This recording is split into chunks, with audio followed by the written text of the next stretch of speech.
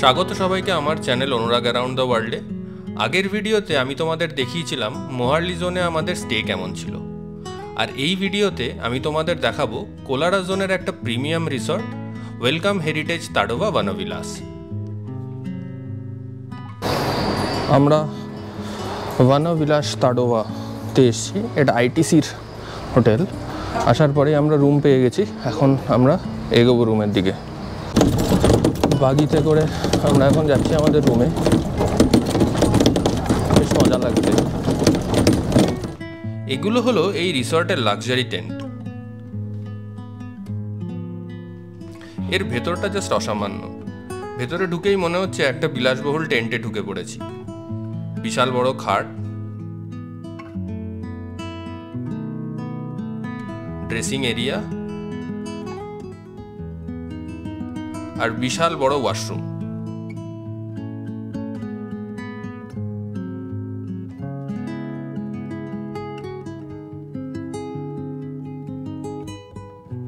রুমের ভেতরে একটা ভিন্টেজ ছাপ ফুটিয়ে তোলার চেষ্টা করা হয়েছে।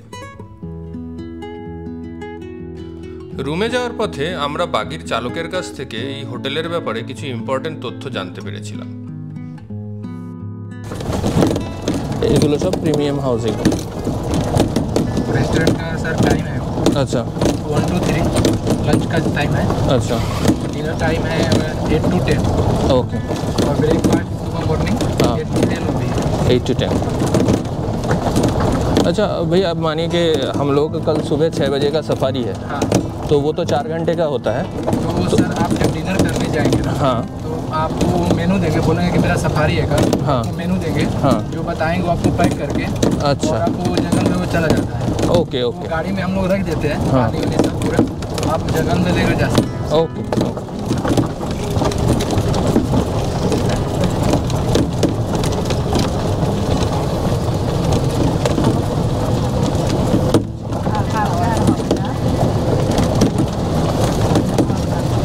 खूब सुंदरভাবে সাজানো। ये लेक है, जाएंगे तो यहाँ से वॉक करके तो ये लेक है। अच्छा, यहाँ से वॉक करके जाएंगे तो लेक है।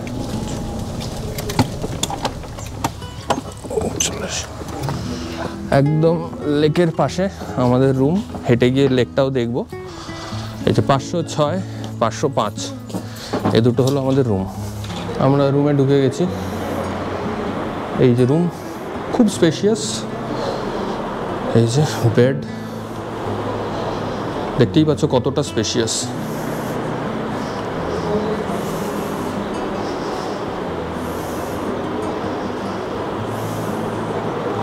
আমরা পাশাপাশি দুটো রুম পেয়েছি। ও ঘরে বাবা মা রয়েছে, এ ঘরে আমরা। আমি বলবো দারুণ। এবার হোটেলের ব্যবস্থাপনাগুলো দেখতে হবে, সেগুলো দেখে আমরা বাকিটা জানাবো। আর এইটা হলো ওয়াশরুম, বড়ই আছে, বেসিন।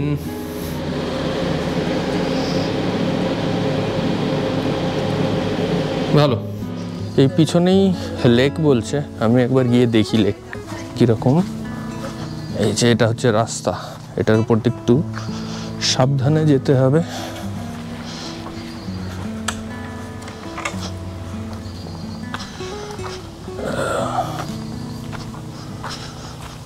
এই পার হয়ে গেছি, দেখা যাক।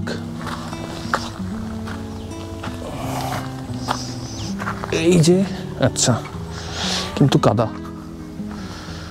রাস্তা, পুরো বৃষ্টির জন্য কাদা। শুধু আমার এই জায়গাটাই শুকনো রয়েছে, বেশি হাঁটাচলা করা যাবে না। এখানে দাঁড়িয়ে এরকম হালকা ভিউ দেখা যেতে পারে। এই যে লেকের ওপাশে যে জঙ্গলটা দেখা যাচ্ছে, এটাই কোলারা এরিয়ার ফরেস্ট।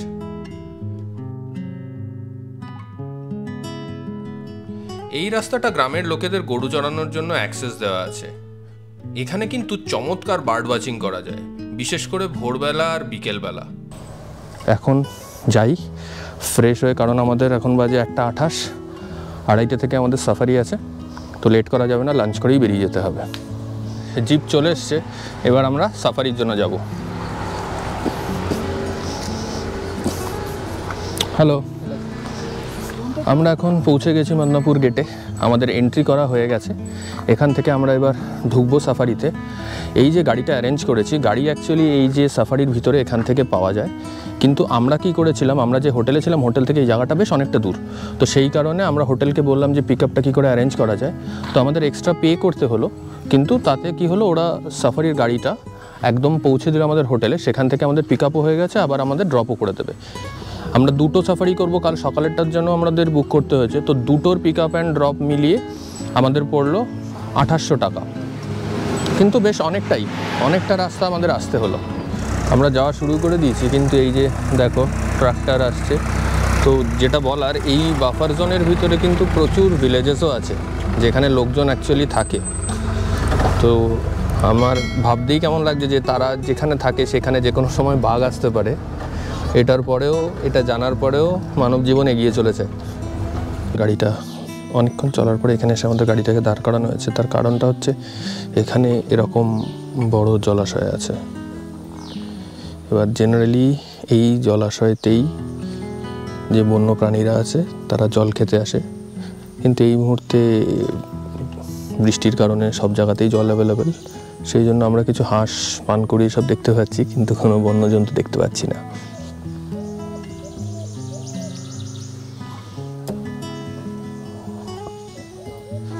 বাঘ আর দেখা যাচ্ছে না। এখন হোটেল থেকে প্যাক করে দেওয়া স্যান্ডউইচ খাচ্ছি দাঁড়িয়ে। মনে হচ্ছে না বাঘ দেখতে পাবো, আবার একবার আসতে হবে পিক আওয়ার্সে গরমকালে বাঘ দেখার জন্য। আমরা ফিরে এসেছি আমাদের রিসর্টে। আজকে তো বাঘ দেখতে পেলাম না, ফেরার সময় হঠাৎ করে দূরে আমরা হরিণ দেখতে পেলাম কয়েক সেকেন্ডের জন্য জাস্ট। দেখা যাক কালকে আবার যে আছে সাফারি তাতে দেখা যায় কিনা। এখন আমরা আমাদের রিসেপশন থেকে রুম অবধি বাকি দেয়, কিন্তু আমরা নিইনি, কারণ একটু হেঁটে হেঁটে যাই, হোটেলটা এক্সপ্লোর করি। এই যে রিসেপশন, এর সামনে থেকে আমরা বেরোলাম। এটা হচ্ছে রেস্টুরেন্ট, আর সামনে হচ্ছে পুল। এখানে আমি দেখতে পাচ্ছি ব্যাডমিন্টন নেট টানানো আছে। নেটের অবস্থাটা খুব ভালো না, হয়তো এখন বৃষ্টির জন্য কেউ খেলছে টেলছে না। হ্যাঁ, এই যে হচ্ছে গেমিং রুম, বাচ্চাদের স্লিপ দেখা যাচ্ছে। আমি সামনে গিয়ে দেখাচ্ছি। এই যে এটা হচ্ছে গেম রুম। আমি টিটি দেখতে পাচ্ছি, যদি চাও টিটি খেলা যেতে পারে। TT, carrom. বাবা এখানে ভালো ক্যারাম হবে, খেলা যেতে পারে। আমি ক্যারাম দেখতে পাচ্ছি, এখানে ভালো করে ক্যারাম ট্যারাম খেলা যেতে পারে। সন্ধ্যেবেলা আসবো আমরা। হ্যাঁ, আজকে সন্ধ্যেবেলায় ক্যারাম জমে উঠতে পারে। আগের রিসর্টটাতে ওখানে মশা কামড়াচ্ছিল বলে আমরা অত ভালো করে খেলতে পারিনি, কিন্তু আজকে খেলা হবে। এইটা হচ্ছে বার এরিয়া, আর তার ঠিক অপোজিট এটা হচ্ছে টি এরিয়া। এখন বাজে 6টা, 7টা থেকে মনে হয় শুরু হবে, 7টা থেকে শুরু হওয়ার কথা। এটা হচ্ছে সুইমিং পুল। রাত 9টা অবধি খোলা আছে। আমি আসবো একটু পরে সুইমিং করতে, এটা ছাড়া যাবে না।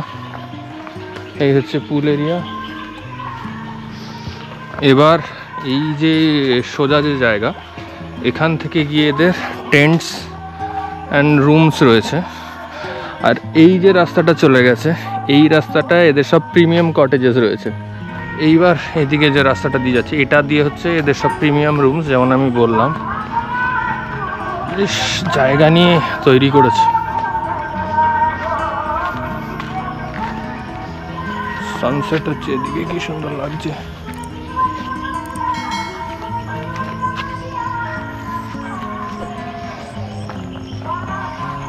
এবং আসার পর থেকে আমরা এদের যে হসপিটালিটি পাচ্ছি, মারাত্মক, খুব অসাধারণ হসপিটালিটি, দারুণ। মানে আমাদের রুমটা অনেকটা দূরে,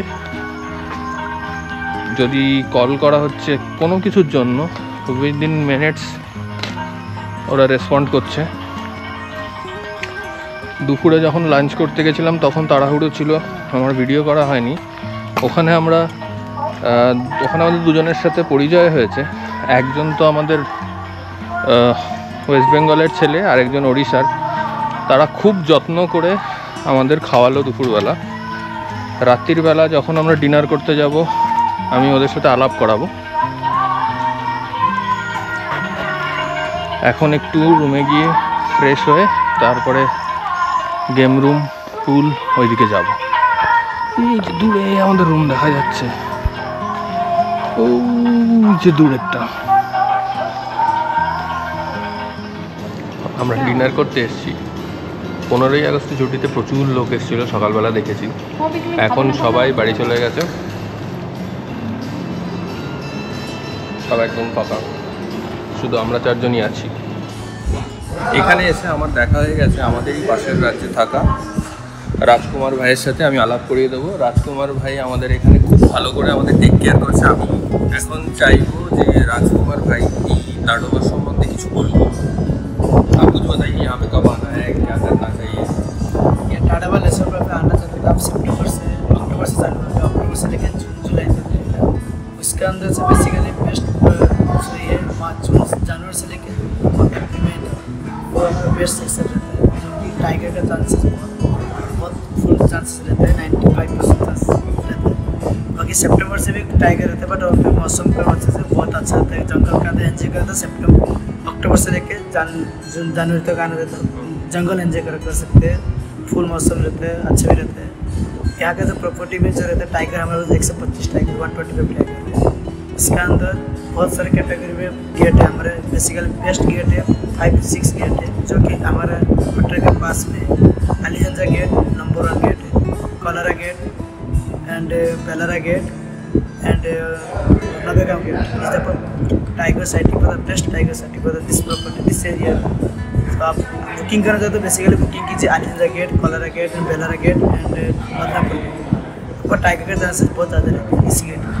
उस टाइम पे है ना, इस जनवरी से लेकर मई में गर्मी का टाइम पे ज़्यादा टाइगर चांसेस रहता है, और विंटर सीजन में चांसेस रहता है। आप लोग आनंद एंजॉय भी कर सकते हैं विंटर सीजन में, तो सबसे अच्छा रहता है। आप मतलब अक्टूबर से लेकर जुलाई तक आप इसके अंदर कभी भी आप आ सकते हैं। टाइगर चांसेस ज़्यादा रहता है क्योंकि आप लोग उस टाइम में और जोन बफर जोन दोनों ओपन रहते हैं। अभी क्या रहते हैं बफर जोन और जोन बंद, तब बेसिकली उसी टाइम पे दोनों गेट ओपन रहते हैं। सुबह भी कर सकते हैं और शाम पे भी कर सकते हैं, जैसे आपको डिपेंड वैसे आप कैसे कर सकते हैं। রাজকুমার ভাই কিন্তু আমাদের খুব ভালোভাবে খেয়াল রাখছে। তো এখানে আসলে কোনো চিন্তা নেই, আপনি যদি আসেন এই রিসর্টে রাজকুমার ভাই একদম আপনাদের খেয়াল নেবেন। এরপর কিছুটা সময় আমরা গেম রুমে টিটি, ক্যারাম, বিলিয়ার্ডস খেলে দারুণভাবে কাটালাম। এক কথায় বলতে গেলে কোলারার ভানাবিলাস রিসর্টে আমাদের স্টে ছিল অনবদ্য। হোটেলের ওয়েবসাইটের লিঙ্ক আমি ডেসক্রিপশানে দিয়ে দিচ্ছি। এখানে আমরা 2টো সাফারি করেছি, সাফারির ভিডিওর লিঙ্কও আমি ডেসক্রিপশানে দিয়ে দিচ্ছি, না দেখে থাকলে অবশ্যই দেখে নিও। এই ভিডিওটা এই পর্যন্তই। এখনও যদি আমাদের চ্যানেল সাবস্ক্রাইব করে না থাকো তাহলে অবশ্যই সাবস্ক্রাইব করো। দেখা হচ্ছে আবার পরের ভিডিওতে।